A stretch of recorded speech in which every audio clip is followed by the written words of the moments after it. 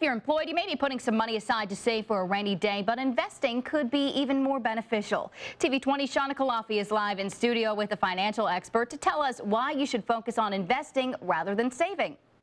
Good morning, Haley. Yeah, I'm here with James Virgilio. He is a financial advisor based here in Gainesville. Thanks for joining us this morning, James. Well, thanks for having me. So last time you were on, we were talking about tax season, but now it's the time of the year that a lot of students may be graduating college and getting into the workforce for the first time. And the age-old saying that we always hear is that you have to save some of your money, put some of that aside for a rainy day.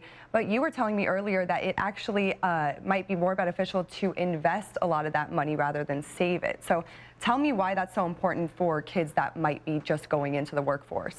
Sure, the temptation is to wind up saving any amount of money, 5%, 10%, whatever it may be, and then putting that into a cash-based savings account.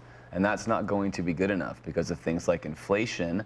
You'll wind up actually losing purchasing power year after year after year. So when saving for retirement, you actually want to invest for retirement. And the proper amount is at least 10% of your gross income. So if you make $50,000, you want to save $5,000 a year at a minimum so you can provide for your future retirement. And how does that apply to older folks that maybe haven't been investing all this time, who now maybe want to start investing? What percent should they put aside?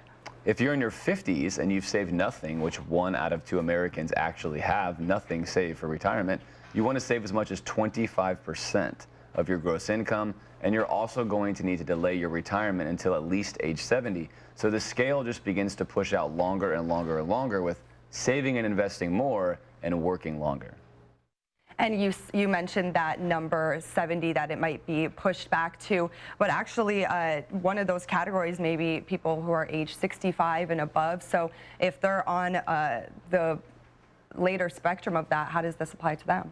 It's really, really important to save and invest for your future, because if you get into your 60s and you have nothing, it's highly likely that you will have to continue working really forever.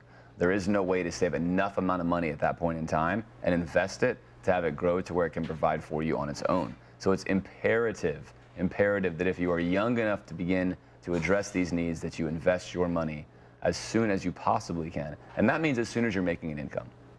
And we'll be talking more with James coming up at 6. We'll have a lot of more tips, and of course that apply to people of all ages, from people just getting into the workforce to maybe some older people looking to retire soon.